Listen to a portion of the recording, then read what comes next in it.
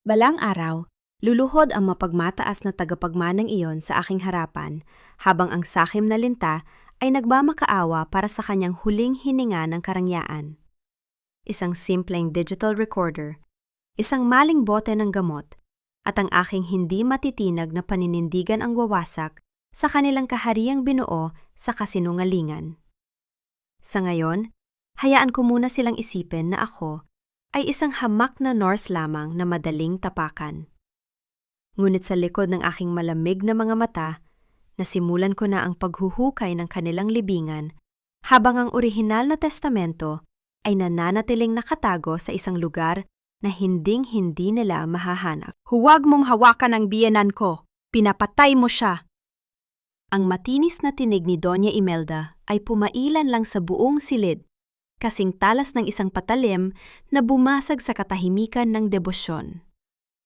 Nakatayo siya sa tabi ng kama ni Doña Leandra. Ang kanyang mga mata ay nanlilisik habang itinuturo ang hawak kong hiringgilya. Sa kabilang panig, ang matandang Alcantara ay hirap sa paghinga.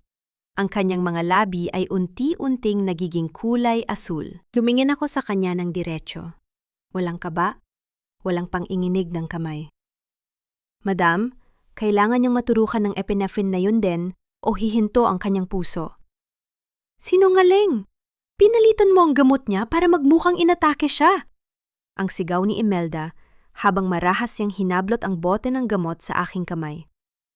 Sa isang iglap, bumukas ang pinto at pumasok si Travis.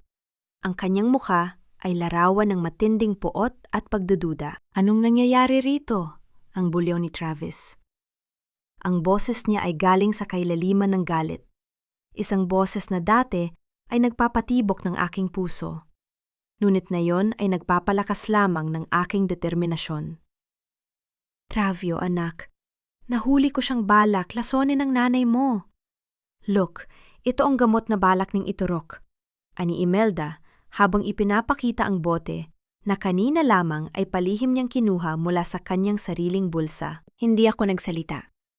Pinanood ko si Travis na humakbang palapit sa akin.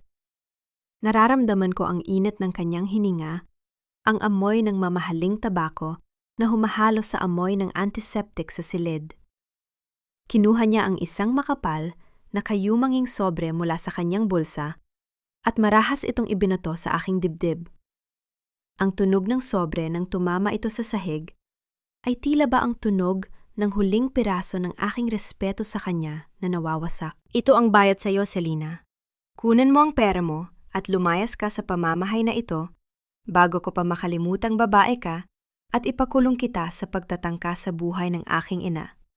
Ang sabi ni Travis, ang bawat salita ay kasing lamig ng yelo. You're just a gold digger in a white uniform. Akala ko ba ay tapat ka? You're a disgrace to your profession. Tumingin ako sa orasan sa dingding. Mayroon na lamang kaming 3 minuto bago tuluyan mag-collapse ang respiratory system ni Doña Leandra. Sa labas, naririnig ko na ang mga yabag ng mga bisitang dumadating para sa anibersaryo ng pamilya. Ang pamilyang pare ay nasa hagdanan na, handa na para sa pagbabasbas. Kung hindi ako kikilos, mamamatay ang tanging taong nakakaalam ng katotohanan tungkol sa aking ama. Dahan-dahan akong yumuko. Hindi dahil sa pagsuko, kundi dahil kailangan kong makuha ang ebidensya. Isa-isa kong pinulot ang mga barya at pirang papel na kumalat mula sa sobre. Maingat ko ring kinuha ang bote ng gamot na itinapon ni Imelda sa sahig.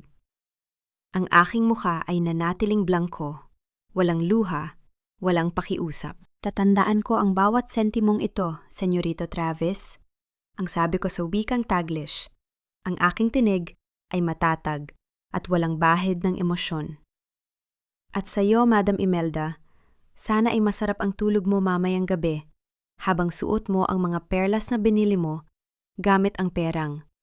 Dapat ay pambayad sa dialysis ng mga empleyado nyo. Nakita ko ang paninigas ng panga ni Chavez at ang biglang pagkaputla ni Imelda. Ngunit hindi ko na sila binigyan ng oras na sumagot. Tumalikod ako at naglakad patungo sa pintuan. Sa aking bulsa, naramdaman ko ang maliit na pag-vibrate ng aking cellphone. Isang mensahe ang pumasok mula sa aking contact sa labas. The encryption is broken. We have the video of the medicine cabinet. Huminto ako sa tapat ni Travis.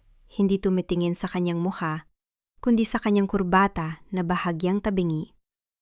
Alisin mo na ang Norse mo, Travis. Pero wag mong kalimutang ang Norse, ang huling taong nakita ng tatay ko bago mo siya pinatapon sa ibang bansa.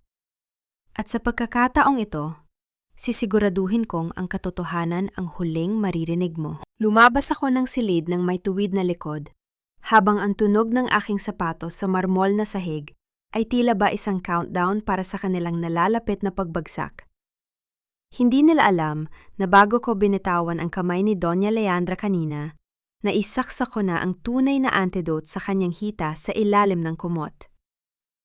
Sa loob ng 10 minuto, magigising ang matanda, at sa harap ng lahat ng bisita sa ibaba, sisimulan ko na ang unang hakbang ng aking paghihigante. Pumunta ako sa locker room, hinubad ang aking uniforme, at isinuot ang aking simpleng itim na blazer. Tinawagan ko ang aking abogado. Attorney Fajardo, ihanda mo ang dokumento. Ang mitsa ay nasindihan na. Hayaang sumabog ang lahat sa anibersaryo ng mga Alcantara.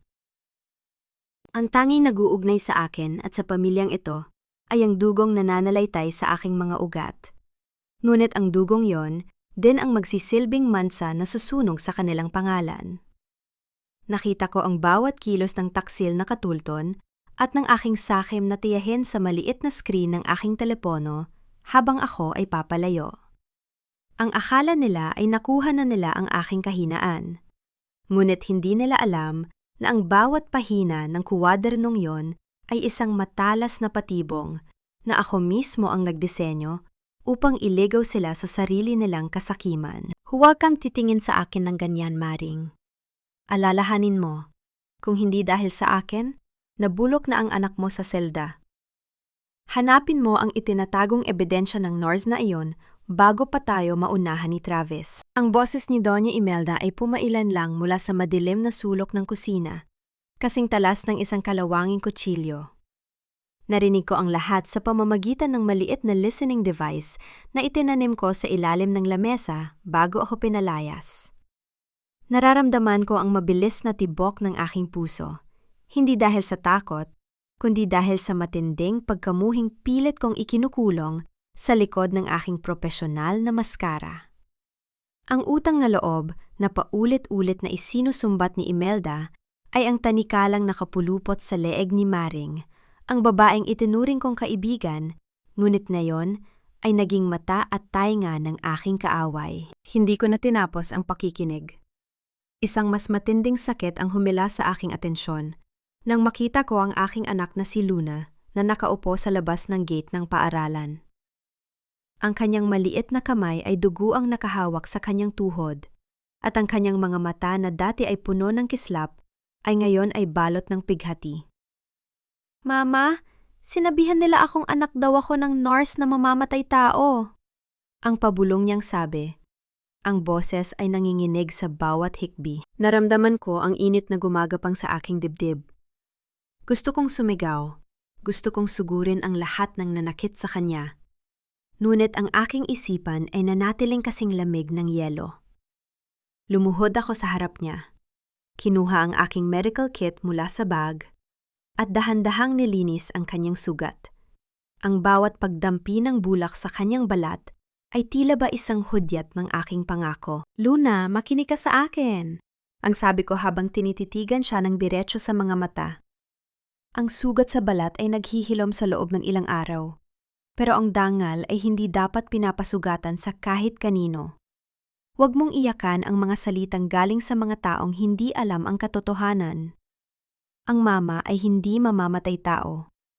Ang mama ay isang Norse na nagtuturo kung paano mamatay ang mga kasinungalingan. Maingat kong binalot ng benda ang kanyang kamay. Walang luha sa aking mga mata. Ang bawat patak ng dugo ni Luna ay sisingilin ko ng may interes sa pamilya Alcantara. Pagkatapos maihatid ang aking anak sa bahay ng aking pinagkakatiwalaang kaibigan, mabilis akong bumalik sa mansyon. Hindi ako pwedeng umalis ng tuluyan. May pangako ako kay Doña Leandra. Dahan-dahan akong pumasok sa silid ng matanda sa gitna ng kadiliman ng gabi. Ang tunog ng kanyang mahinang paghinga ay ang tanging bumabasag sa katahimikan. Nang hawakan ko ang kanyang kamay, naramdaman ko ang biglang paghigpit ng kanyang mga daliri. Dahan-dahan niyang iminulat ang kanyang mga mata, ang kanyang labi ay nanginginig sa pagtatangkang magsalita. Manuel, ang pabulong niyang ungol, ang pangalang yon ay tila ba isang mabigat na pasanin na 10 taon na niyang itinatago. Manuel, ang pangalan ng aking ama. Ang lalaking sinasabi ni Travis na ipinatapon nila dahil sa pagnanakaw. Ang aking hininga ay tumigil sandali. Ang bawat pira-pirasong puzzle ay unti-unti nang nabubuo sa aking isipan. Ang pagkakakulong ng aking ama ay hindi dahil sa krimen, kundi dahil siya ang nakakaalam ng tunay na baho ni Imelda. Nabalik ang aking diwa nang marinig ko ang isang hudyat mula sa aking cellphone. Isang silent notification ng CCTV app. Mabilis kong tiningnan ang screen. Doon, sa loob ng aking dating quarters, nakita ko ang anino ni Maring. Kitang-kita ang panginginig ng kanyang mga kamay habang hinalughog niya ang aking bag. Nakuha niya ang maliit na itim na kuwaderno, ang pekeng diary na sadyang inihanda ko upang ipakita ang isang planong hinding-hindi ko naman gagawin. Isang mapait na ngiti ang gumuhit sa aking mga labi. Sa bawat yabag ng sapatos ni Maring, palabas ng aking silid, nararamdaman ko ang bigat ng bitag na unti-unti nang sumasara. Akala nila ay hawak na nila ang ebidensyang wawasak sa aking reputasyon sa harap ni Travis. Hindi nila alam, ang bawat salitang nakasulat sa kuwadernong iyon ay lason na sila mismo ang iinom. Pinatay ko ang screen ng aking telepono at muling tiningnan ang mahimbing na natutulog na si Doña Leandra. Ang digmaan ay hindi na lamang tungkol sa aking trabaho o sa aking dangal. Ito ay tungkol sa katarungan para kay Manuel at para sa bawat luhang pumatak mula sa mga mata ng aking anak. Isang oras na lang at sisiguraduhin kong ang tunog ng pagbagsak ng kanilang mga kasinungalingan ay maririnig hanggang sa kabilang dulo ng Tagaytay. Sa bawat sulok ng mansyong ito, ang hangin ay mabigat sa timpla ng amoy, ng mamahaling kandila at ang nabubulok na sikreto ng mga alkantara. Hindi ako narito para humingi ng tawad o para linisin ang aking pangalan sa pamamagitan ng pagmamakaawa. Ang isang profesional na nurse ay marunong magbasa ng bawat pintig ng puso. At sa sandaling ito, nararamdaman ko ang mabilis na tibok ng takot sa bawat taong nag-aakalang napaalis na nila ako. Ang aking presensya sa loob ng silid ni Doña Leandra ay hindi na lamang isang trabaho. Ito ay ang pagsisimula ng paggiba sa bawat pader na itinayo ni Travis sa pagitan ng katotohanan at ng kanyang kayabangan. Dahan-dahan kong inayos ang IV drip ng matanda nang biglang bumukas ang pinto ng marahas. Ang tunog ng pagtama ng pintuan sa pader ay umalingaw sa buong silid. Ngunit hindi ako kumurap. Hindi ko binitawan ng swero. Nanatili ang aking mga kamay sa pag-aayos ng kagamitan, habang nararamdaman ko ang nag-aapoy na titig ni Travis sa aking likuran. I told you to leave, Selena. Hindi mo ba naintindihan ang sinabi ko kanina? You are no longer authorized to be in this room. Ang bulyaw ni Travis. Ang kanyang boses ay nanginginig sa matinding galit. Dahan-dahan akong humarap sa kanya. Isinabit ko ang aking stethoscope sa aking leeg at tiningnan siya ng may malamig na otoridad.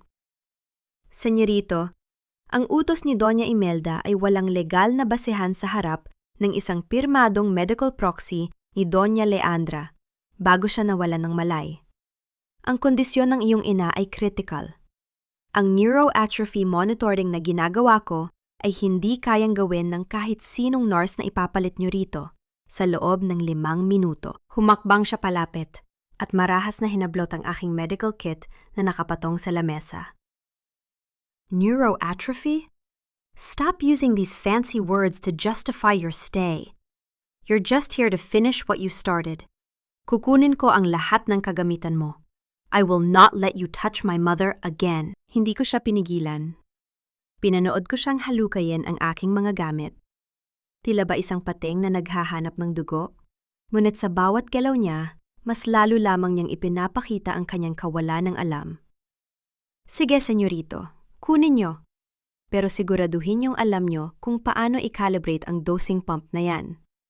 Dahil kapag nagkamali kayo ng 1 mililitro, ang inyong ina ay hindi na magigising kailanman. Tumigil ang kanyang mga kamay. Ang katahimikan sa silid ay naging nakabibingi. Tanging ang tunog ng monitor ng puso ang naririnig, isang mahinang ritmo na tila ba isang babala. Nakita ko ang paglunok ni Travis. Ang kanyang mga mata, na dati ay puno ng pot, ay saglit nakakitaan ng matinding pag-aalinlangan. Sa isang bihirang sandali, nakita ko ang isang crack sa kanyang matigas na facade. Inabot niya ang isang basong tubig na nasa tabi ng kama at iniabot ito sa akin nang hindi tumitingin. Ang kanyang mga daliri ay bahagyang nanginginig. Uminom ka muna. You look pale. But don't think this means I trust you. Binabantayan kita, Selina. Kinuha ko ang baso, ngunit hindi ako uminom. Inilapag ko ito sa mesa.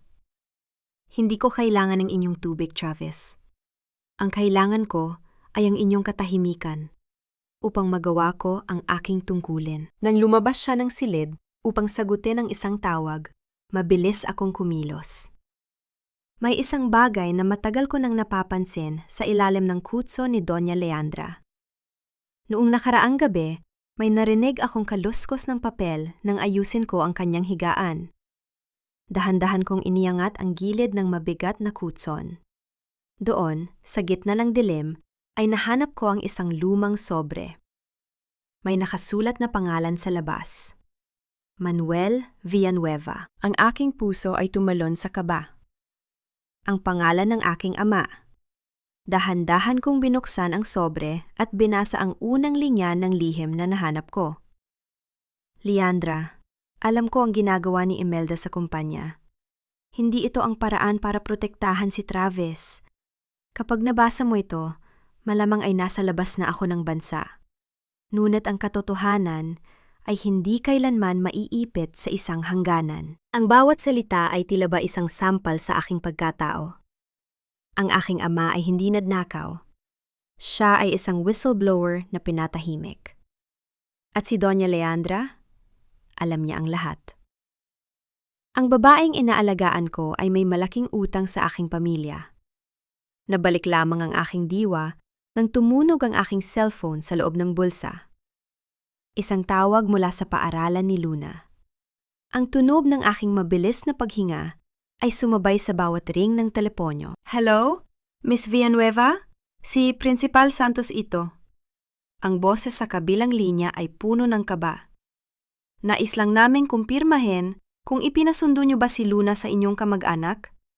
May isang lalaking nakasuot ng itim na suit ang nagsabing inutusan niyo raw siyang dalhin ang bata sa ospital dahil sa isang emergency. Naramdaman ko ang biglang paglamig ng aking buong katawan. Ang lihim na hawak ko ay tila ba naging isang mainit na pako sa aking palad? Wala akong inutusang sunduin ang aking anak, ma'am. Huwag niyo siyang pakakawalan. Huli na po, Selina. Nakaalis na ang sasakyan, 5 minuto na ang nakalilipas. Ang tunog ng nabasag na baso ay umalingaw-ngaw sa silid. Hindi ko na malaya na nabitawan ko na pala ang basong iniabot ni Travis kanina. Ang tubig ay kumalat sa sahig, gaya ng aking mundo na unti-unti nang nawawasak. Ang pating sa loob ng bahay ay hindi lang pala ang mga alkantara.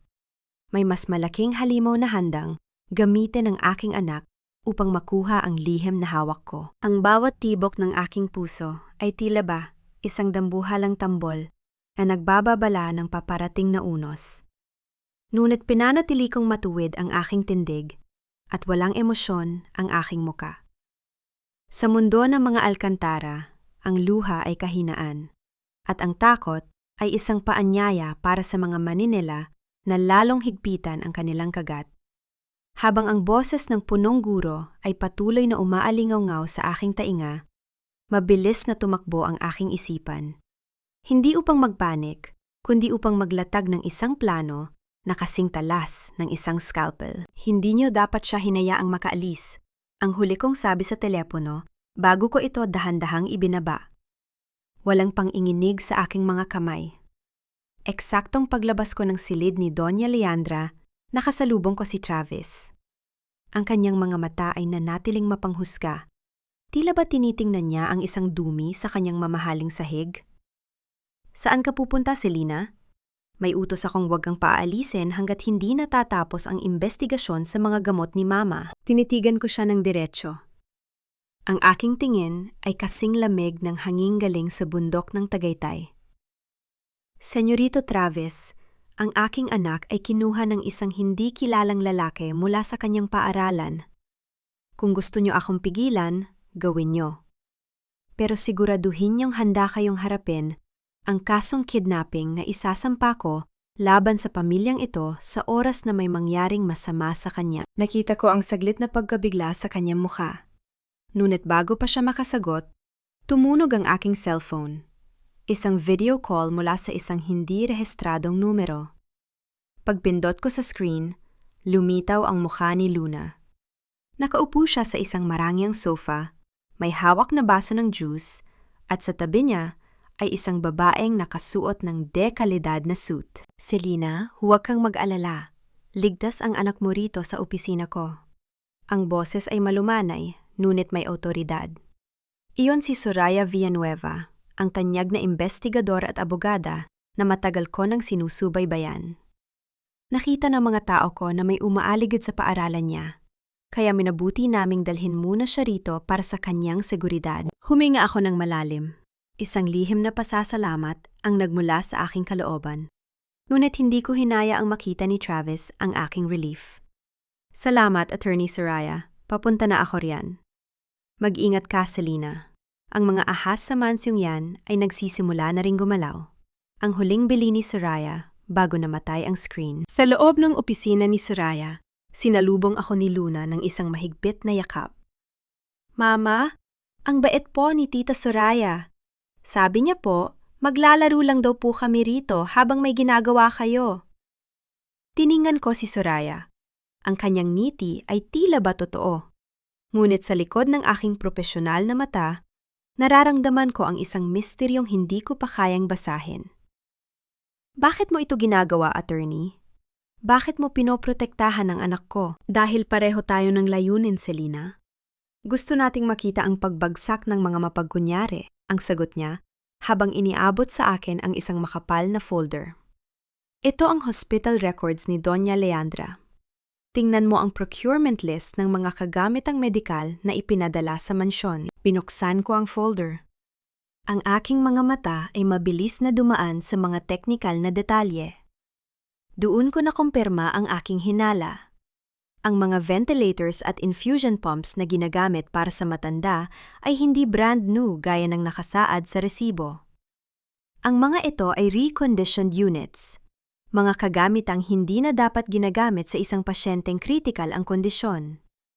Si Doña Imelda ay nagbubulsa ng milyon-milyong piso habang inilalagay sa panganib ang buhay ng kanyang sariling biyenan. Nabalik ang aking pansin nang makita ko ang pirma ni Attorney Benigno Fajardo sa ilalim ng bawat dokumento. Ang aking hininga ay tumigil sandali. Ang bawat kurba ng kanyang lagda, ang paraan ng pagkakabit ng mga titik, ito ay eksaktong kapareho ng pirma sa mga papeles na nagpatapon sa aking ama, si Manuel. Sa ibang bansa, 10 taon na ang nakalilipas. Fajardo, ang pabulong kong sabi. Ang galit na matagal ko nang nabaon ay muling nag-alab sa aking mga ugat. Hindi lang pala siya abogado ng pamilya.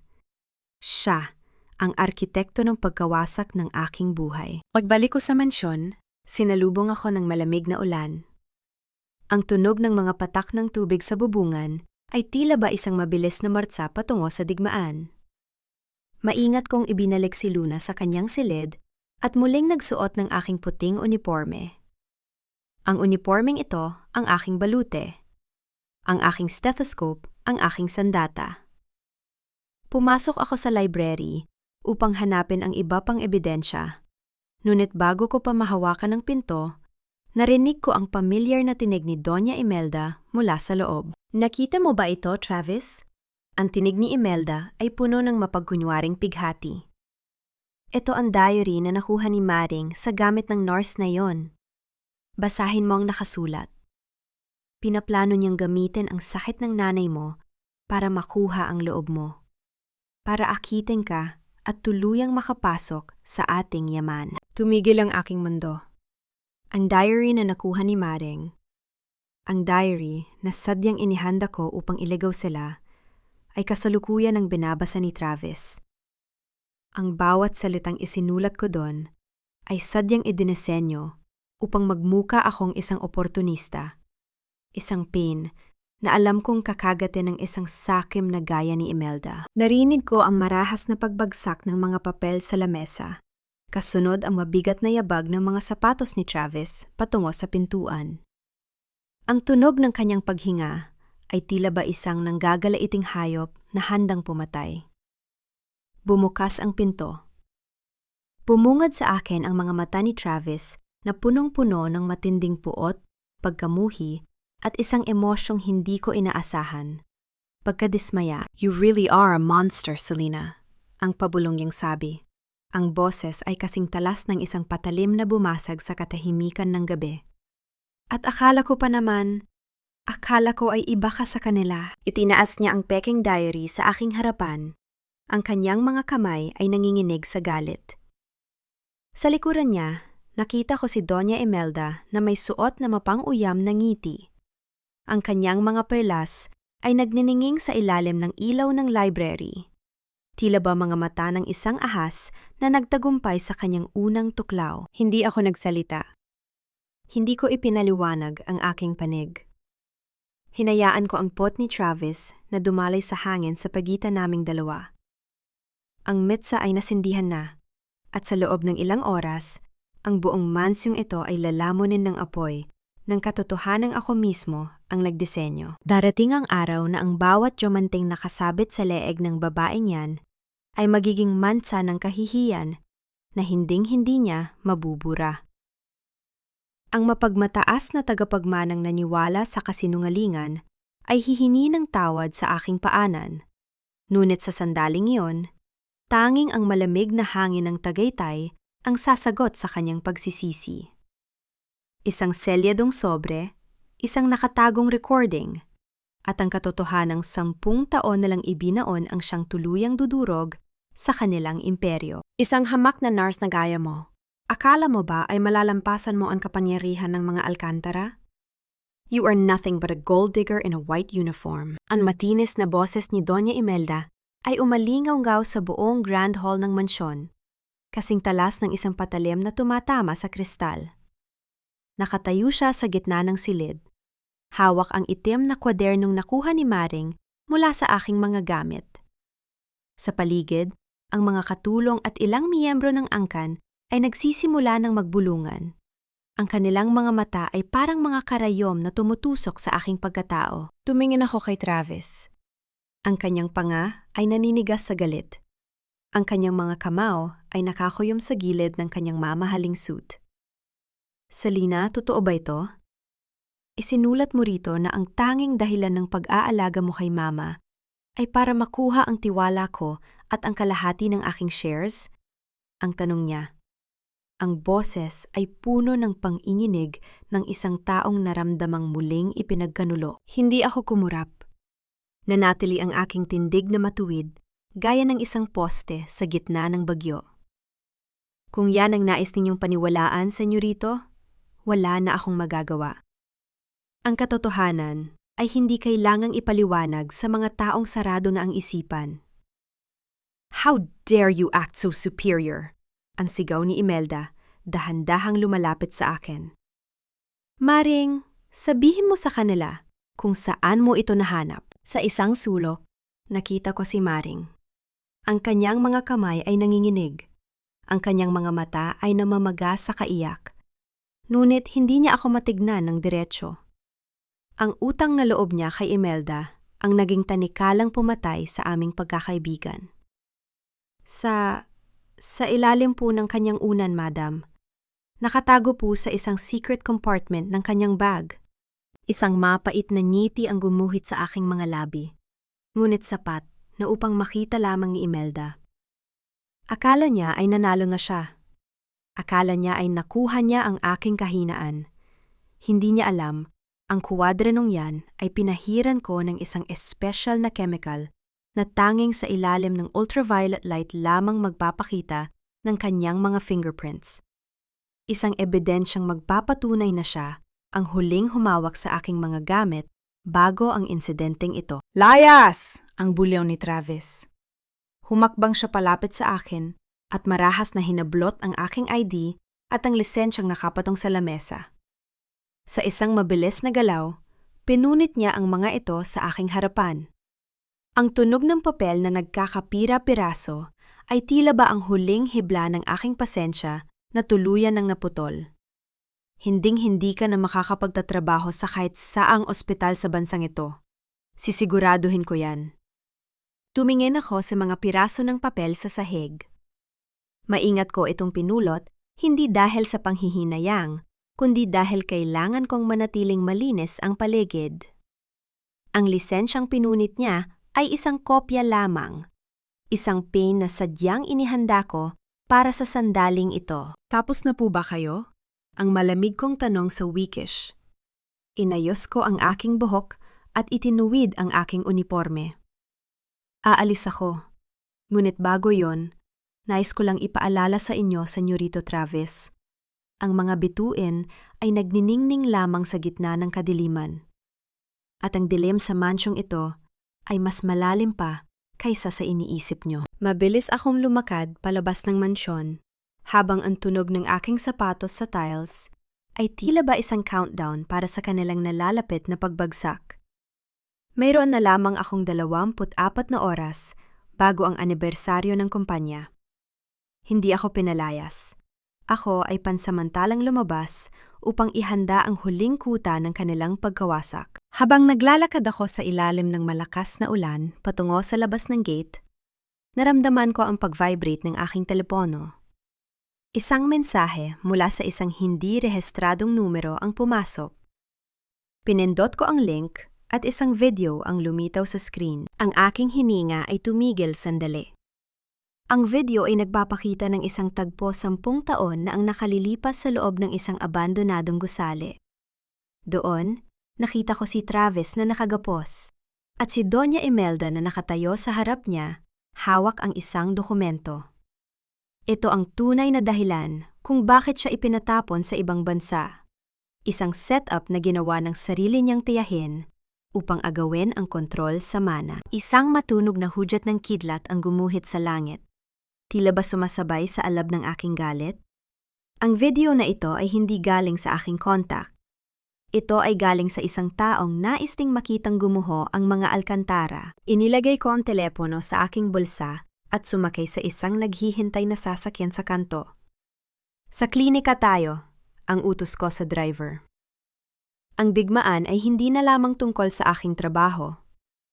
Ito ay tungkol na sa pagbawi sa lahat ng ninakaw nila sa aking pamilya at sisiguraduhin kong bago sumikat ang araw bukas, ang bawat alkantara ay malulunod sa sarili nilang dugo ng kataksilan. Ang ulan sa Tagaytay ay hindi lamang isang simpleng panahon. Ito ay isang malupit na paalala ng bawat luhang ipinagkait ko sa aking sarili sa loob ng mansyon ng mga alkantara. Habang ang bawat patak ng tubig ay humahampas sa bubungang yero ng aking maliit na klinika sa barangay, pinanatili ko ang aking focus sa ginagawa. Ang amoy ng antiseptic at ang malamlam na liwanag ng emergency lamp, ang aking tanging kasama sa gitna ng kadiliman ng gabi. Narinig ko ang mahina, ngunit mabilis na pagkatok sa pintong kahoy. Hindi ko kailangang itanong kung sino ito. Ang tunog ng maranyang sasakyan na huminto sa labas, kahit napilit nilulunod ng ingay ng bagyo, ay sapat na para malaman ko ang pagdating ng pating sa aking teritoryo. Bumukas ang pinto at pumasok ang isang basang-basang Travis. Ang kanyang dating maayos na buhok ay nakadikit na sa kanyang noo, at ang kanyang suot na suit ay tila ba isang mabigat na pasaning nakapulupot sa kanyang katawan. Ang bawat yabag ng kanyang sapatos sa sahig ay nag-iiwan ng bakas ng dumi at tubig. Ngunit ang kanyang mga mata ay hindi nakakitaan ng dating kayabangan. Tanging ang matinding pagkalito at pagod. Selena, ang pabulong niyang sabi. Ang boses ay nanginghinig sa lamig. Kailangan nating mag-usap. Hindi ko siya binalingan ng tingin. Patuloy kong hinahawakan ang sinulid at karayom. Senyorito, ang klinikang ito ay para sa mga taong nangangailangan ng gamot. Hindi para sa mga taong naghahanap ng paliwanag na hindi na manila kayang tanggapin. Humakbang siya palapit. Ang amoy ng ulan at mamahaling pabango ay humahalo sa hangin. Napanood kong video. Bakit hindi mo sinabi sa akin ang ginagawa ni Imelda 10 taon nang nakalilipas? Dahan-dahan kong ibinaba ang mga kagamitan. Sa harap niya, sa ilalim ng liwanag ng lampara, dahan-dahan kong tinahi ang isang mahabang sugat sa aking sariling braso. Isang sugat na nakuha ko kanina nang tumama ako sa bakod sa gitna ng pagmamadali. Hindi ako dumaeng. Ang bawat pagbaon ng karayom sa aking balat ay ginagawa ko ng may matatag na kamay. Tila ba hindi ko nararamdaman ang sakit. Nakita ko ang pagkaputla ni Travis habang pinapanood ang bawat galaw ko. Anong ginagawa mo? Bakit hindi ka gumagamit ng anesthesia? Dahil ang pisikal na sakit ay madaling tiisin, Travis. Ang malamig kong tugon habang dahan-dahang hinihigpitan ang huling tahi. Ang masakit ay ang malaman na ang tatay ko ay namatay sa loob ng ospital nyo dahil ang gamot na dapat ay magliligtas sa kanya ay pinalitan nyo ng tubig. Ang masakit ay ang makitang ang lalaking inasahan kong proprotekta sa katotohanan ay ang unang naging bulag sa mga kasinungalingan ng kanyang tiyahin. Kinuha ko ang isang maliit na plastic na lalagyan mula sa aking drawer at marahas itong inilapag sa mesa. Ang tunog ng pagtama ng bote sa kahoy ay tila ba isang hudyat ng paghuhukom? Itong mga tabletang nakuha ko sa drawer ni Imelda, ipinasuri ko na ito sa laboratorio. Walang kahit anong active ingredient ang mga ito. Asukal at harina lang ang ipinapainom nyo kay Doña Leandra. Nanlaki ang mga mata ni Travis habang hawak ang bote. Hindi ito maaari. Fajardo told me everything was verified. Fajardo is the one signing the fake invoices, Travis. At alam mo ba kung sino ang nagbabayad ng tunay na gamot ng nanay mo sa loob ng 6 na buwan? Ako. Kinuha ko ang isang makapal na bundle ng mga resibo mula sa aking bag at ibinato ito sa kanyang harapan. Ginamit ko ang bawat sentimong kinita ko, pati ang ipon ko para sa pag-aaral ni Luna, para lang siguraduhing hindi tuluyang mamatay ang nanay mo sa kamay ng sarili mong pamilya. Nakita ko ang unti-unting pagbagsak ng balikat ni Travis. Ang katahimikan sa pagitan naming dalawa ay naging mas nakabibingi kaysa sa dagundong ng kulog sa labas. Humakbang siya palapit upang hawakan ang aking kamay. Tila ba humihingi ng kapatawaran ng walang salita? Mabilis kong iniwas ang aking braso.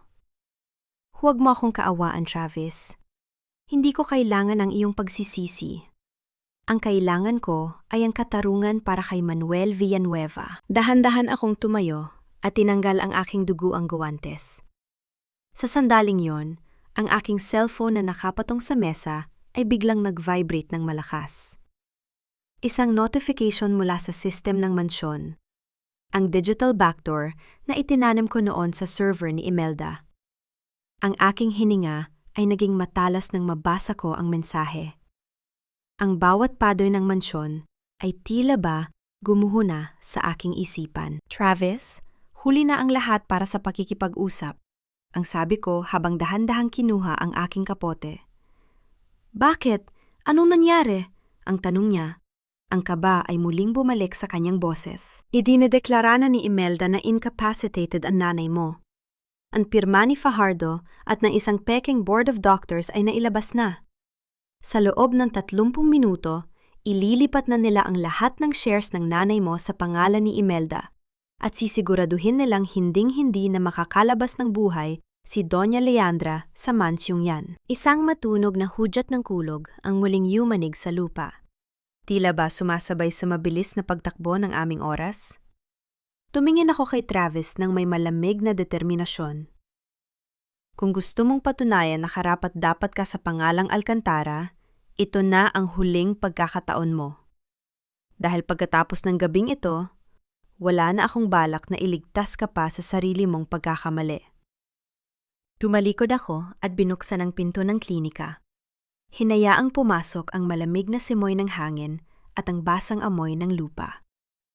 Ang sigwa sa Tagaytay ay nagsisimula pa lamang at sisiguraduhin kong sa pagkakataong ito, ako ang magiging bagyong wawasak sa lahat ng kanilang itinatagong dumi. Balang araw, ang bawat peking luha na ipinapatak ni Doña Imelda ay magsisilbing mansa na hinding-hindi na mahuhugasan ng kanyang kayamanan. Ang bawat pag-aray na ginagawa niya ngayon ay magiging hudyat ng sarili niyang pagkakakulong sa rehas ng katotohanan. Akala niya ay sapat na ang magkunwaring biktima para makuha ang awa ng mundo.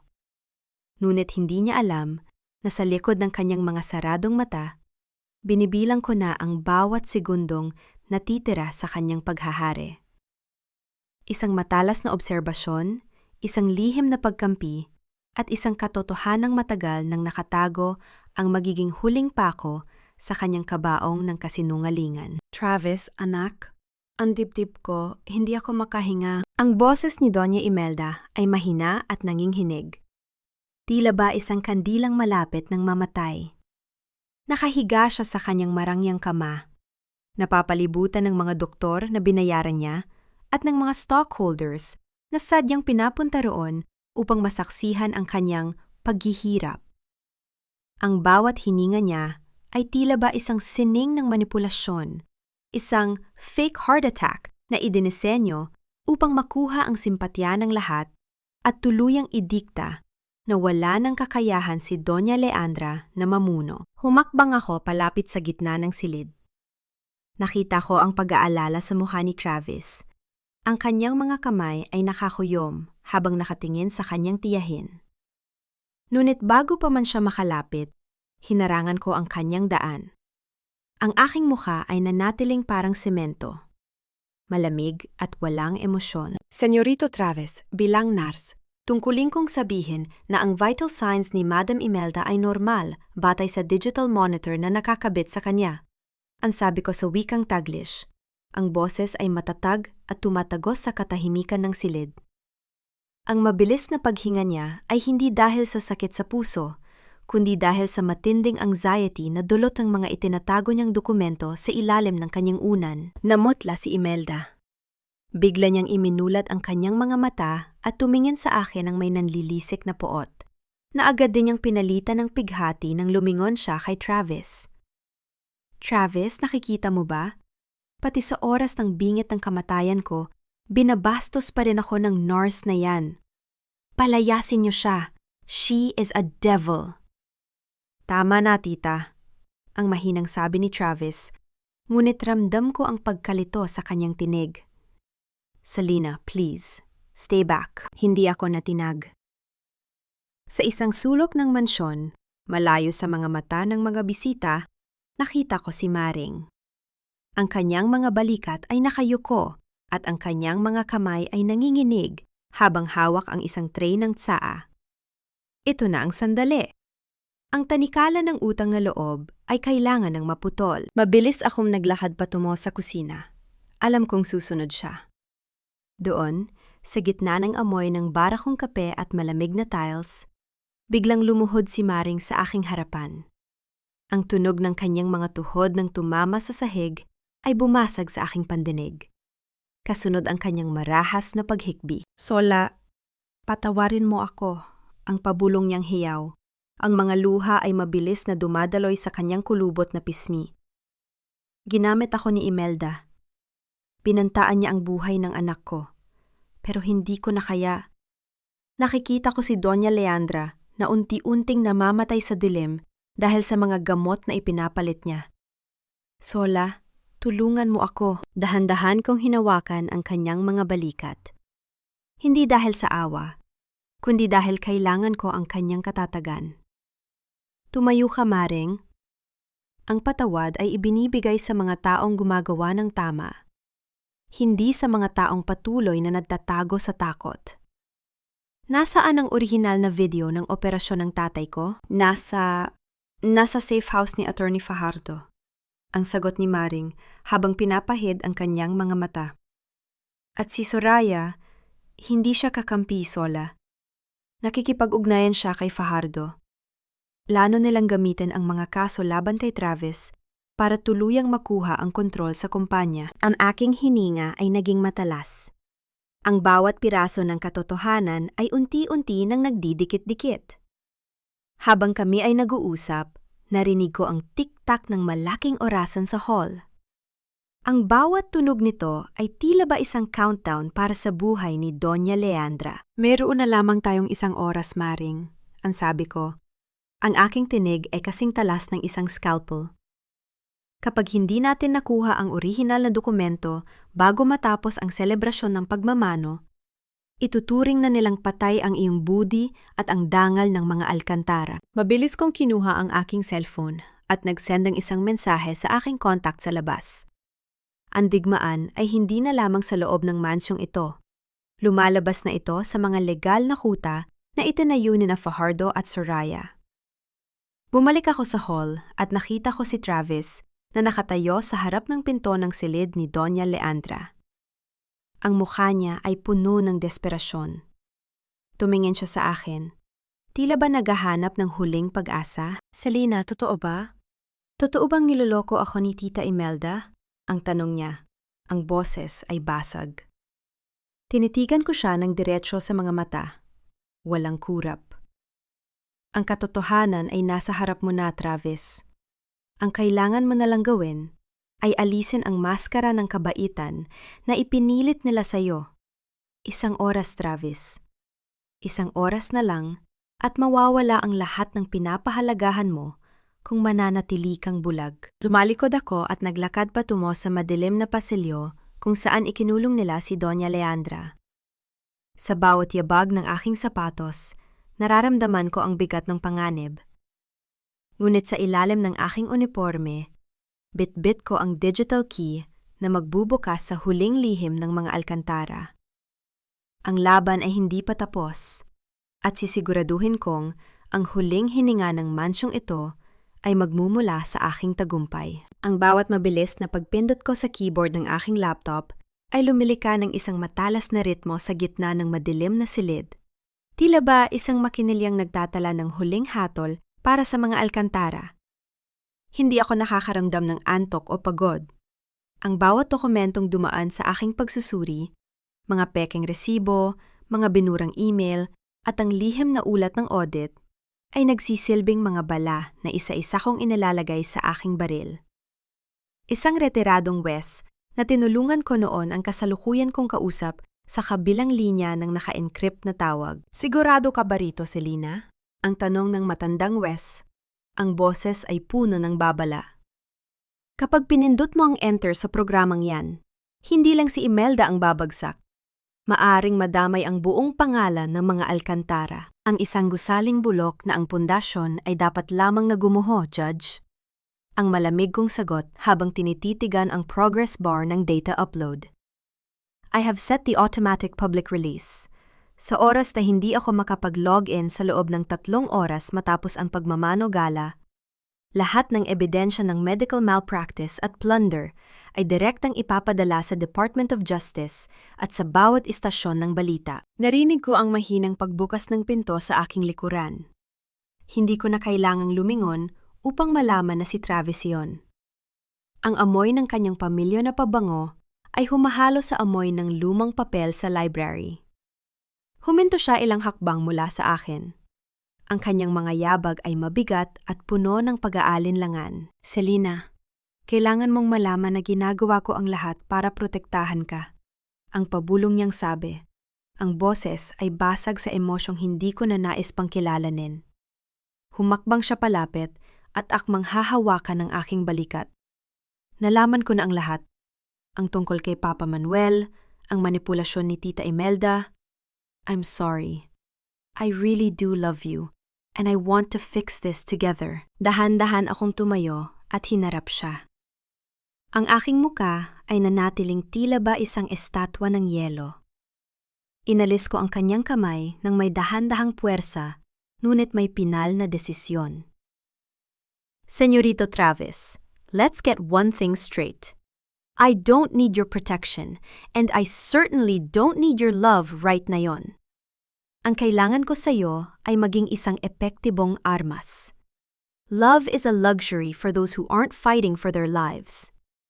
Ngayong gabi, kailangan mong piliin ang iyong pamilyang magnanakaw o ang katarungang matagal nyo nang ipinagkait sa amin. Nakita ko ang sakit sa kanyang mga mata, ang pagkadurog ng kanyang ego sa harap ng aking katotohanan. Ngunit bago pa siya makapagsalita, ang aking cellphone ay tumunog. Isang mabilis na notification mula sa aking investigador. Binuksan ko ang isang selyadong folder na kalalagay lang sa aking inbox. Doon ay lumitaw ang tunay na muka ni Soraya Villanueva. Hindi lang siya basta abogada.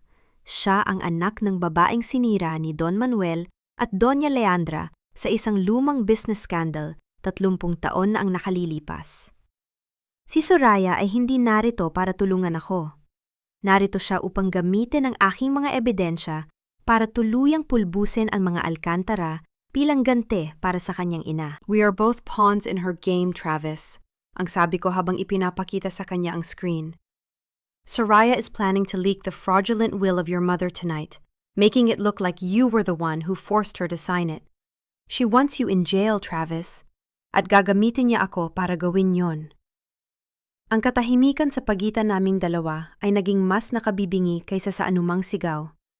Ramdam ko ang panganib na papalapit sa amin gaya ng isang mabilis na tren. Mabilis akong lumakad patungo sa aking cabinet at kinuha ang aking lumang puting uniforme ng NARS. Maingat ko itong itinuwid. Ang bawat tupi ay simbolo ng aking profesionalismo at ng aking balute. Isinuot ko ang aking stethoscope sa aking leeg. Nararamdaman ang malamig na metal sa aking balat. Ano ang gagawin mo? Ang tanong ni Travis. Ang kaba ay muling bumalik sa kanyang tinig. Isusuot ko ang aking uniforme para sa huling laban? Ang sagot ko, habang tinititigan ng aking sarili sa salamin. Mag-uumpisa na ang pagmamanugala sa loob ng 30 minuto. Doon, sa harap ng lahat ng stockholders at ng media, sisiguraduhin kong ang bawat maskara ay malalaglag. Lumapit ako sa pinto at huminto sandali. Lumingon ako kay Travis na may matalas na tingin. Prepare yourself, senyorito, because after tonight, there will be no more Alcantara Empire to hide behind.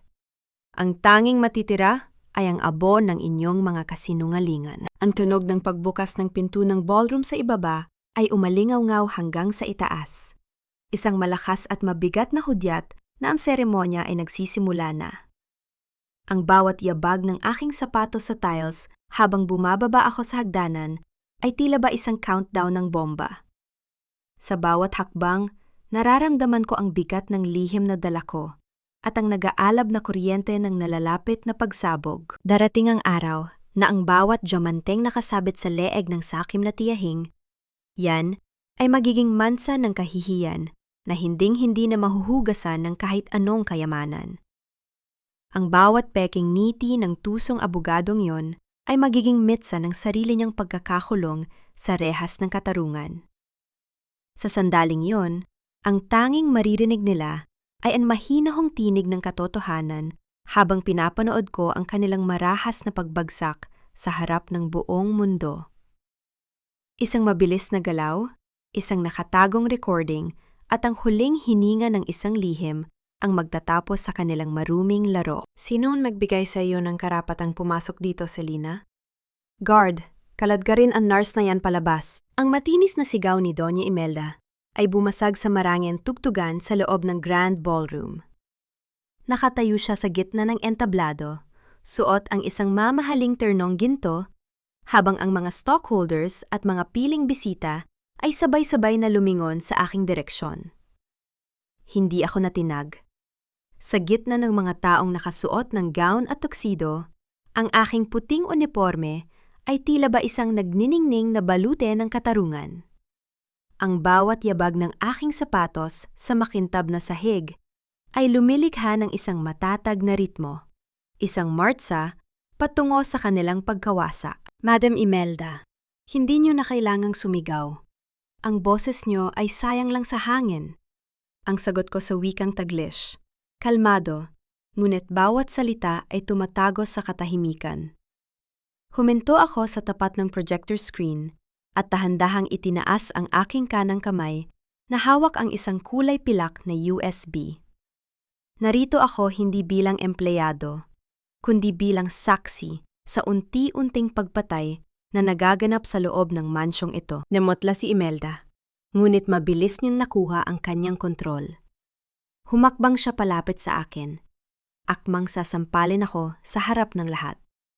Ngunit bago pa man dumampi ang kanyang palad sa aking pisingi, mahigpit kong hinawakan ang kanyang braso sa ere. Ang tunog ng pagkiskis ng kanyang mga gintong pulseras ay umalingaw-ngaw sa paligid. Huwag niya na pong dagdagan ang mga kasalanan niyo, madam.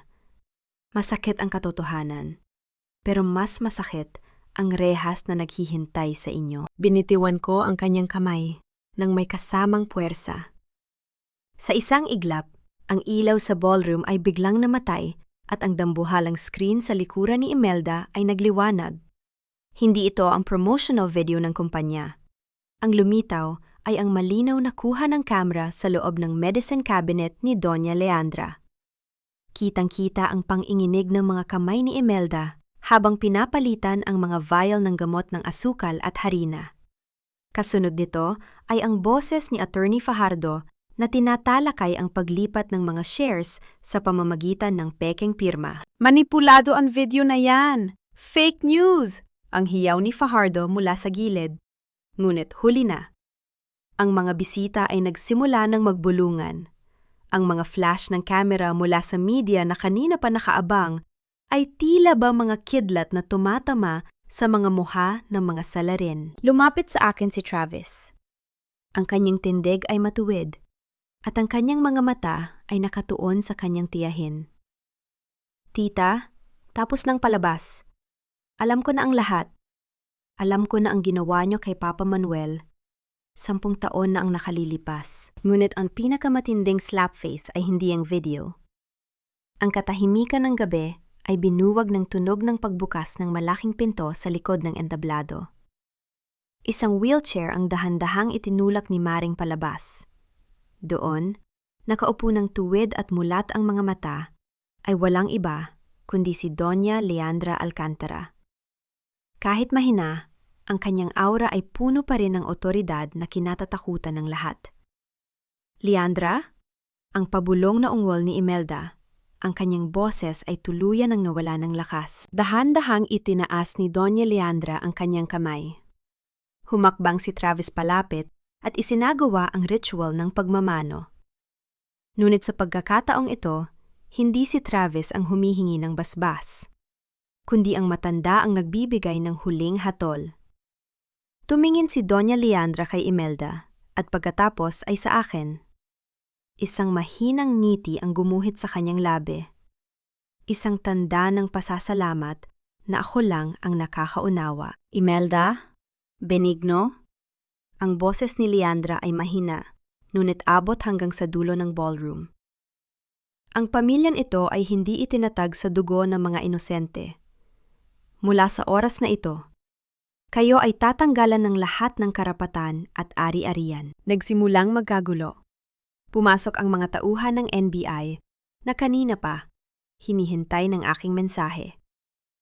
Habang pinupusasan si Fajardo at kinakaladkad si Imelda, na ngayon ay naglulupasay na sa galit, nanatili akong nakatayo sa gitna ng entablado.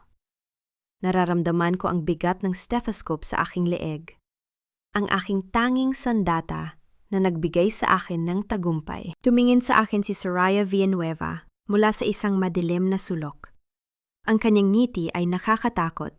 Tila ba sinasabing hindi pa tapos ang kanyang sariling plano. Sa isang iglap, ang tunog ng isang mabilis na pagputok ay bumasag sa selebrasyon ng katarungan. Isang putok ng baril ang narinig sa labas ng ballroom. Kasunod ang nakabibinging katahimikan na, tila ba hudyat na ang tunay na panganib ay nagsisimula pa lamang. Ang bawat pader ng mansong ito na dating simbolo ng kapangyarihan ay tila ba dahan-dahang gumuguho sa aking paningin, at ang bawat piraso ng kasinungalingan ay nagiging alikabok na lamang sa hangin. Ang putok ng baril na bumasag sa katahimikan ay hindi hudyat ng kamatayan, kundi ang tunog ng pagkaputol ng huling hibla ng kontrol ni Attorney Fajardo. Sa gitna ng nagkakagulong mga tao, nanatili akong nakatayo sa gitna ng entablado. Tila ba isang matatag na parola sa gitna ng naggangalit na dagat. Ang katarungan ay hindi lamang dumarating ng kusa. Ito ay ipinaglalaban ng may malamig na sikmura at matalas na isipan. Mabilis na pumasok ang mga tauhan ng security. Bitbit ang balita na ang putok ay mula sa babalang-babala ng mga pulis sa labas upang pigilan ang pagtakas ni Fajardo. Nakita ko ang pagpasok ng mga otoridad sa loob ng ballroom. Kinaladkad ang abogadong kanina lang ay tila ba Diyos sa kanyang kinatatayuan. Ang kanyang mamahaling suit ay punit-punit na at ang kanyang muka ay balot ng matinding kahihiyan. Sola, hindi ito maaari. I did it for the family. Travis, anak, maniwala ka. Ang hiyaw ni Doña Imelda habang pilit siyang pinoposasan ng mga babaeng pulis. Ang kanyang boses ay naging matinis na tila ba isang nasugatang hayop. Ginawa ko ang lahat para hindi mabuwag ang kumpanya. Para sa inyo ito. Humakbang ako palapit sa kanya. Tiningnan ko siya mula sa kanyang gintong terno hanggang sa kanyang nanginginig na mga kamay. Huwag niyo nang gamitin ang pamilya sa inyong kasakiman, madam, ang sabi ko. Ang aking tinig ay kasing patay ng yelo. Hindi niyo ito ginawa para sa kanila. Ginawa niyo ito para sa inyong sariling bulsa habang pinapanood niyo ang tatay ko na malagutan ng hininga sa loob ng ICU. Ang pamilya ay itinatatag sa katotohanan, hindi sa lason. Tinalikuran ko siya at kinuha ang kayumangging sobre na itinapon sa akin ni Travis noong unang gabi. Ang bawat sentimo sa loob nito ay tila ba naging mainit na bakal sa aking alaala. Dahan-dahan kong nilapitan si Imelda at inihulog ang sobre sa kanyang paanan. Ang tunog ng pagtama ng pera sa sahig ay naging huling hudyat ng aking paglaya. Ito ang perang ibinayayad nyo para sa aking katahimikan. Ngayon, gamitin nyo yan para kumuha ng pinakamagaling na abogadong hindi nyo rin kayang bayaran sa oras na malaman ng mundo ang lahat ng inyong ginawa. Habang kinakaladkad sila palabas, lumapit sa akin si Soraya Villanueva. Ang kanyang mga mata ay nanatiling matalas, ngunit may bahid ng pait na ngayon ko lamang napansin. Akala mo ba ay nanalo ka na, Selena? Ang pabulong niyang tanong, ang boses ay puno ng kamandag. Nakuha mo nga ang hustisya para sa tatay mo. Pero alam mo ba ang tunay na dahilan kung bakit niya piniling manahimik noon? Dahil iisang dugo lang ang nananalaytay sa atin. Manuel Villanueva is my father too. Ang aking hininga ay tumigil sandali. Ang bawat pader ng mansyon ay tila ba muling yumanig sa aking isipan. Magkapatid kami? Ang babaeng halos sumira sa akin ay ang taong dapat ay kakampi ko. Ngunit sa halip na magpakita ng kahinaan, tiningnan ko siya ng may matinding paninindigan. Kung ganoon, mas nakakaawa ka, Soraya. Pinili mong maging halimaw para talunin ang isa pang halimaw. Hindi kailangang sumunog ng buong mundo para lang makamit ang kapayapaan. Umalis si Soraya ng walang kibo. Iniwan akong nakatayo sa gitna ng ballroom na ngayon ay wala ng laman, kundi ang mga bakas ng nagdaang bagyo. Naramdaman ko ang mabilis na paglapit ni Travis sa aking likuran. Ang tunog ng kanyang mga yabag ay mabigat at puno ng pagsisisi. Selena, I don't know what to say, ang mahina niyang sabi.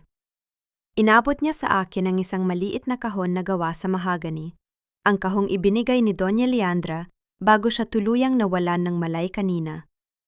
Pinabibigay ni Mama. Sabi niya, ito raw ang susi sa lahat. Dahan-dahan kong binuksan ang kahon. Sa loob nito, nakita ko ang isang lumang litrato na kupas na ang kulay. Doon ay nakalarawan ang isang masayang pamilya sa harap ng isang maliit na klinika. Ang aking ama, ang aking ina, at ang isang batang babae na may mansa sa braso.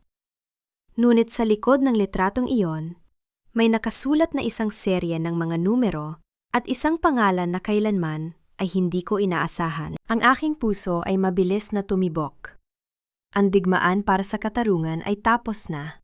Ngunit ang misteryo ng aking tunay na pagkatao ay ngayon pa lamang magsisimulang mag-alab. Sola, kailangan mong tingnan ito. Ang dagdag ni Travis, habang itinuturo ang isang dokumento sa ilalim ng litrato. Habang binabasa ko ang bawat salita, nararamdaman ko ang paglamig ng hangin sa buong mansyon. Ang pagguho ng palasyo ng mga Alcantara ay hudyat lamang ng pagbubukas ng isang pintuang matagal nang nakapinid. Isang pintuang magdadala sa akin sa isang katotohanang mas mapait pa kaysa sa lason ni Imelda. Ang bawat mabagal na pintig ng monitor sa loob ng pribadong silid ni Doña Leandra ay tila ba isang huling paalam na nagmumula sa kailaliman ng isang pagod na puso. Wala na ang ingay ng ballroom. Wala na ang mga hiyaw ng pagtataksil ni Imelda. Ang tanging naririto ay ang amoy ng sariwang bulaklak ng sampagita at ang nakabibinging katahimikan ng katotohanan. Nakatayo ako sa gilid ng kama. Ang aking mga kamay ay matatag habang tinitingnan ko ang babaeng nagbigay sa akin ng pagkakataong linisin ang pangalan ng aking ama. Kahit na ang pamilya niya ang siyang dahilan ng aming paghihirap, dahan-dahang iminulat ni Doña Leandra ang kanyang mga mata. Ang kanyang tingin ay malabo na. Nguit nang dumampi ang kanyang paningin sa akin, nakita ko ang isang pira-pirasong liwanag. Inabot niya ang aking kamay, ang kanyang balat ay kasing nipis ng papel at kasing lamig ng madaling araw. Selina, ang pabulong niyang tawag. Ang boses ay halos hindi na marinig. Ang mahogany box. Nahanap mo ba? Nahanap ko po, madam. Ang sagot ko sa wikang Taglish, habang dahan-dahang hinahaplos ang kanyang kamay. Alam ko na ang tungkol kay Dr. X. Alam ko na ang lahat. Lumingon siya kay Travis na nakaluhod sa kabilang bahagi ng kama.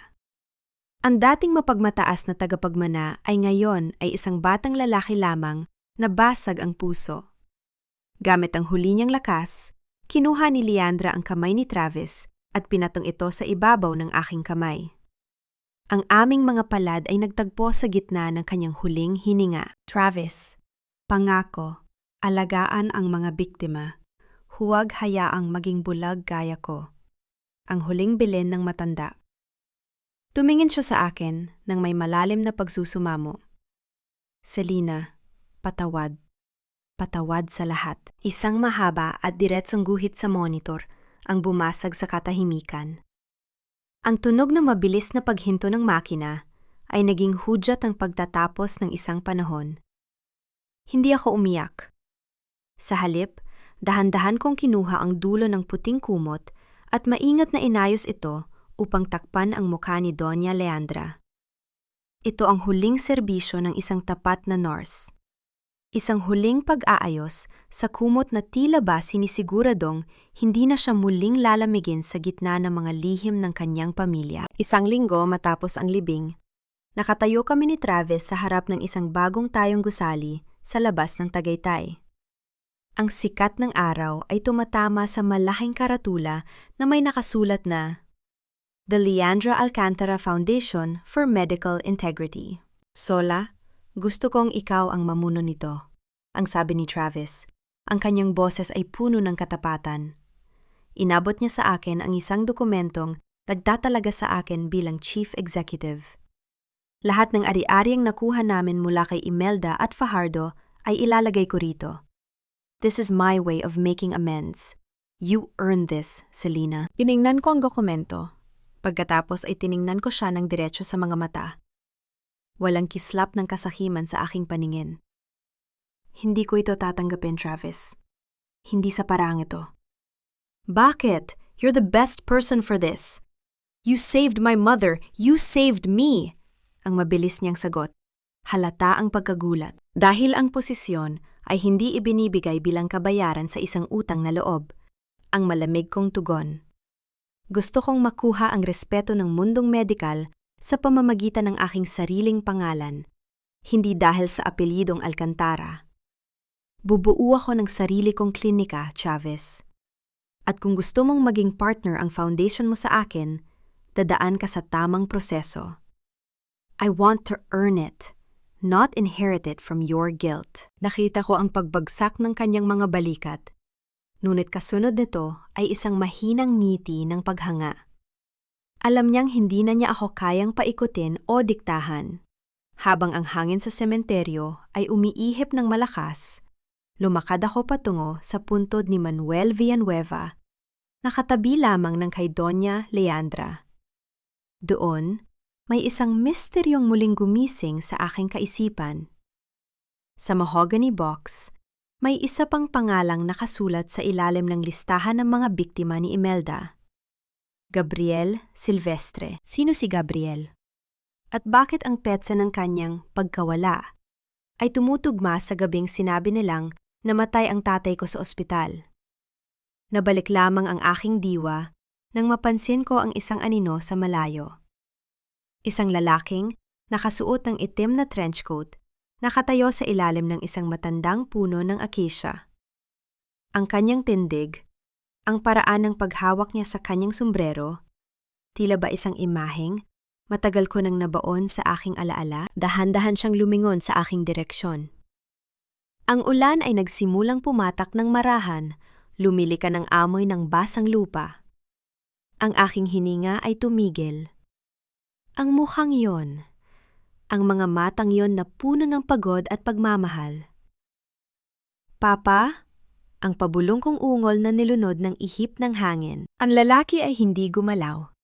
Tila ba isang multo mula sa nakaraan na tumatawid sa kasalukuyan. Sa isang iglap, tumalikod siya at naglakad palayo sa madilim na bahagi ng sementeryo. Iniwan ako nakatayo sa gitna ng ulan. Hawak ang mahogany box na ngayon ay, tila ba nagkaroon ng bagong bigat? Ang aking ama ay gising? At kung siya ngayon, bakit siya nagtatago sa loob ng 10 taon? Ang tunog ng ihip ng hangin sa sementeryo ay naging mas matindi. Tila ba bumubulong ng mga bagong lihim na handa ng sumabog. Ang katarungang akala ko ay ganap, na ay isa lamang palang pintuan patungo sa isang katotohanang mas mapanganib pa sa lahat ng aking napagdaanan. Lumipas ang 2 taon na tila ba isang mabilis na daluyong ng pagbabago. At sa bawat araw na dumaan, unti-unti kong binuo ang isang kahariang hindi nakabatay sa yaman, kundi sa dangal at tunay na serbisyo. Nakatayo ako ngayon sa harap ng Villanueva Medical Center, isang pasilidad na nagsimula sa isang maliit na klinika sa barangay at ngayon ay isa na sa pinaka-progresibong ospital sa bansa. Ang puting baluti na suot ko, ang aking doctor's coat, ay hindi lamang isang uniforme. Ito ay simbolo ng aking pagpili na maging arkitekto ng sarili kong tadhana. Malayo sa anino ng mga Alcantara, narinig ko ang pamilyar na tunog ng pagbukas ng pintong salamin ng aking opisina. Ang tunog ng mga yabag ay hindi na katulad ng dati. Wala na ang bigat ng kayabangan. Pinalitan na ito ng ritmo ng isang taong natutong lumakad sa lupa. Pumasok si Travis. Suot ang isang simpleng polo barong. Bit-bit ang isang makapal na folder ng mga ulat mula sa Leandra Foundation. The quarterly funding is ready, Doc Selena. Anbati ni Travis. Ang kanyang boses ay puno ng respeto at isang uri ng paghanga na hindi ko na kailangang iwasan. Inilapag niya ang folder sa aking mesa at naupo ng maayos. Lahat ng mga biktima ng medical negligence ni Fajardo noon ay nabigyan na natin ng sapat na financial support at rehabilitation. Tiningnan ko ang mga dokumento ng may mapanuring mata. Mabuti, Travis. Make sure the monitoring team is doing their job. Hindi sapat na magbigay tayo ng pera. Kailangang masigurado nating nakatayo na silang muli sa sarili nilang mga paa. I know. Sinusunod ko lahat ng protocols mo. Ang sagot niya nang may kasamang mahinang tawa. Sola, Hindi pa rin ako makapaniwala na nagawa mo ang lahat ng ito sa loob lang ng 2 taon. You really are the strongest woman I know. Hindi ako sumagot ng may pagpapakumbaba na gaya ng isang martyr. Isang tipid na ngiti lamang ang ibinigay ko sa kanya. Hindi ito tungkol sa lakas, Travis. Tungkol ito sa pagtanggi na maging biktima habang buhay. Bago matapos ang araw, dinala ako ng aking tungkulin sa isang lugar na matagal ko nang hindi pinupuntahan. Ang Correctional Institute for Women. Sa likod ng mga rehas na bakal, hinarap ko ang huling multo ng aking nakaraan. Nakaupo si Soraya Villanueva sa tapat ko. Ang kanyang muka ay tuyot, at ang kanyang mga mata ay wala na ang dating ningning ng talino. Tanging ang pait ng pagkatalo ang natitira. Pumunta ka ba rito para pagtawanan ako, Sola? Ang pabulong na tanong ni Soraya. Ang boses ay kasing gasgas ng kanyang budi.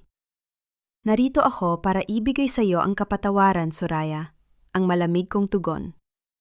Hindi dahil karapat-dapat ka rito, kundi dahil ayaw ko nang magdala ng anumang bahagi mo sa aking kinabukasan. Ang galit ay isang lason na ikaw mismo ang uminom. Patawad, Soraya, para sa aking sariling kapayapaan. Tumalikod ako nang hindi hinihintay ang kanyang sagot. Habang naglalakad ako palabas, narinig ko ang kalansing ng mga susi ng gwardiya at ang tunog ng mabigat na pintong bakal na sumasara.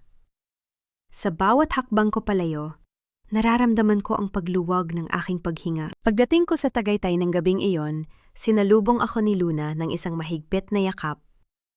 Ang aking anak ay masayang tumatakbo sa damuhan, malayo sa mga bulong ng nakaraan.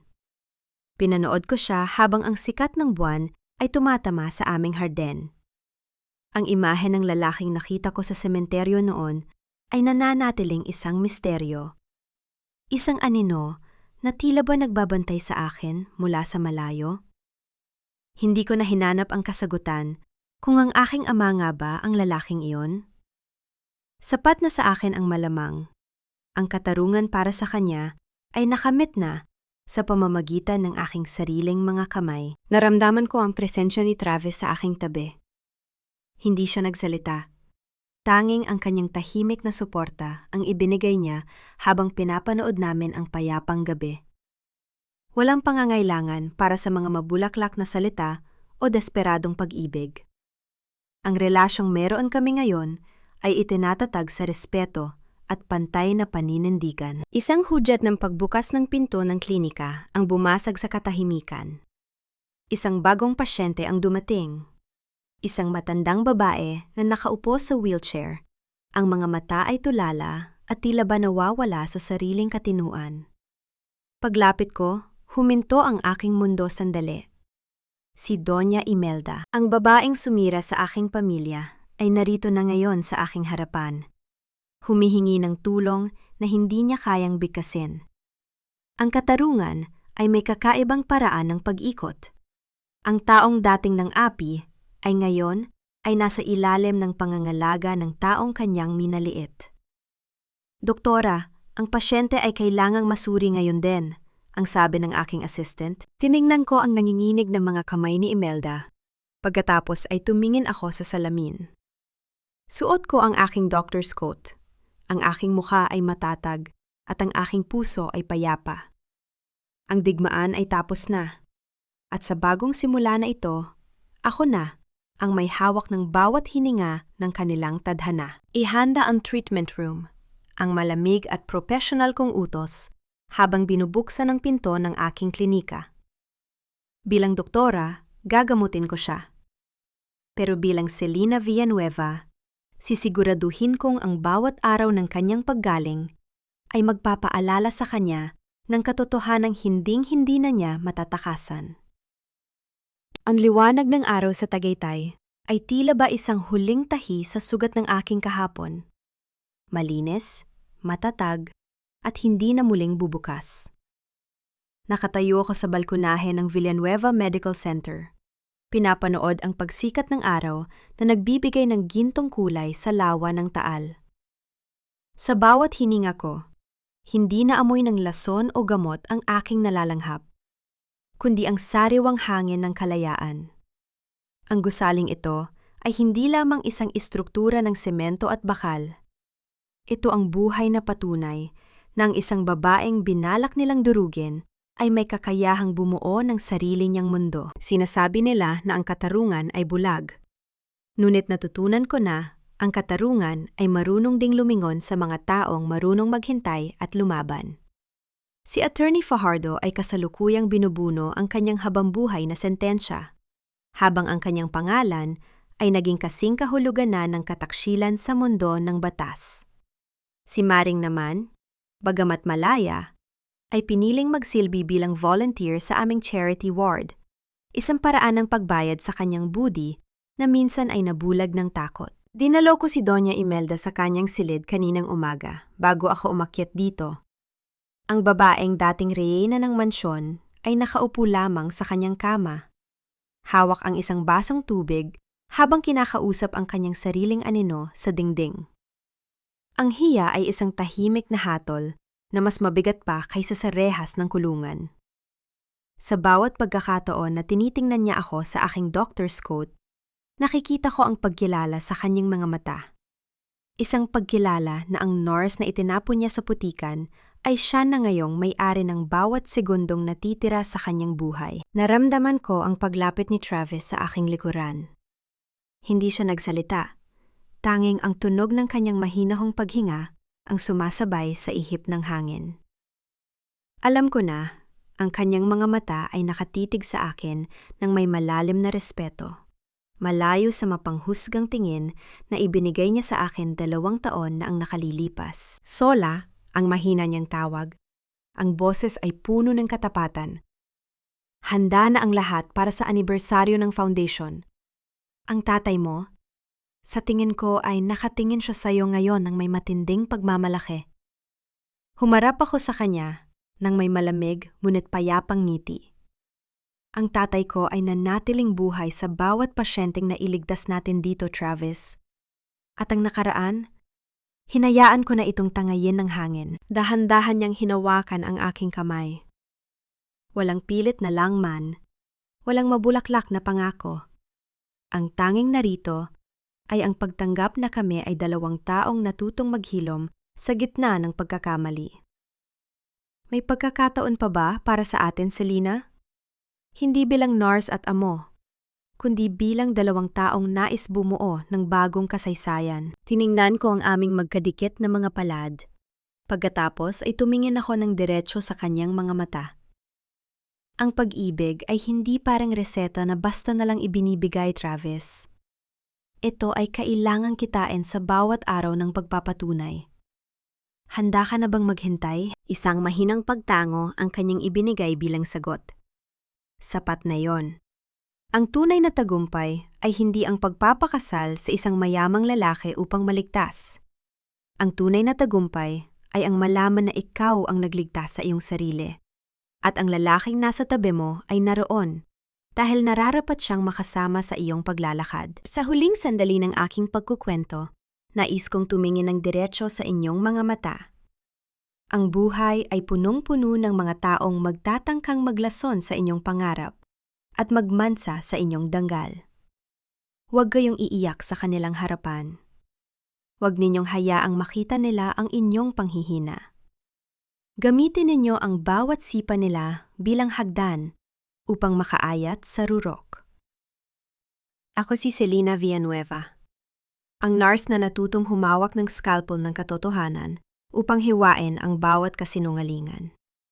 Ang katarungan ay nakamit na, ang kumpanya ay maayos na, at ang aking puso ay tuluyan ng humilom. Dahil sa huli, hindi ang yaman ang magsasabi ng iyong halaga, kundi ang tapang mong tumayo sa gitna ng bagyo at sabihing, hindi niyo ako kayang talunin. Ang tunay na lunas ay hindi nasa loob ng botelya ng gamot. Ito ay nasa loob ng iyong sariling paninindigan. Ang aking blueprint ay tapos na, at ang aking kinabukasan ay nagniningning na parang sikat ng araw sa Tagaytay. Malinaw, matatag, at puno ng pag-asa.